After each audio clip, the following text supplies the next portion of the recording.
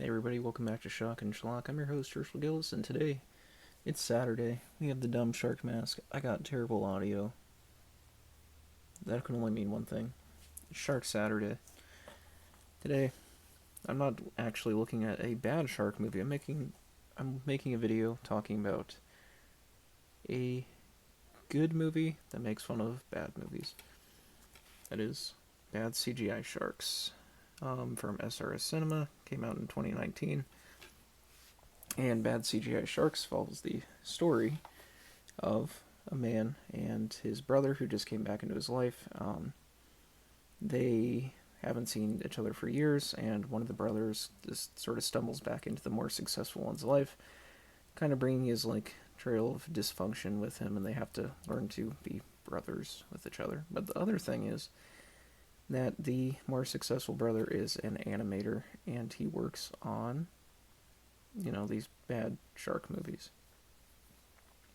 And needless to say, one of the sharks comes to life and starts eating people, and they have to find a way to stop it. And eventually, and this is not a spoiler, this is a major point of the movie.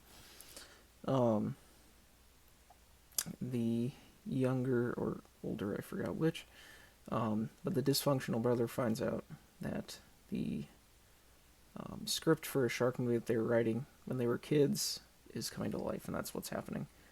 And yeah, they have to find a way to stop it.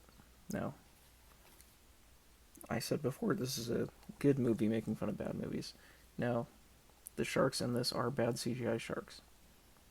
But that's the point. They look awful, and they float in air, and they look like they're swimming through air, and they are supposed to look bad, like they're from a CGI program. And the movie is very, very funny in the way that it makes jokes about this. There's a part where the shark's about to attack somebody, but the CGI, the animation, starts buffering, and it keeps trying to attack him, but then it shoots back, and it keeps going, and it starts glitching out. It's hilarious. There's another part where one of the sharks gains more sentience, realizes what it is, and it uploads or gets connected to the internet, and it decides that it wants to destroy humanity after looking at adult films and our depraved stuff. And because they see all this footage of people killing sharks, and it doesn't want that. Now, the film is well written. It's directed in it looks cheap. I'll say that.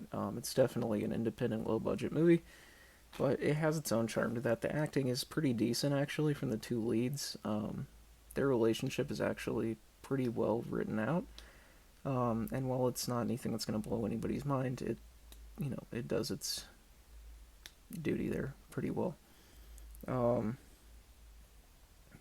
Yeah, it's definitely head and shoulders above the other things that I've talked about on this channel for sure.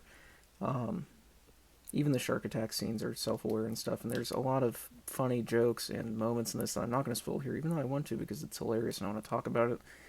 But if you're a fan of the bad shark movies like I am, this just pays tribute to those while also making fun of them, and it's pretty great.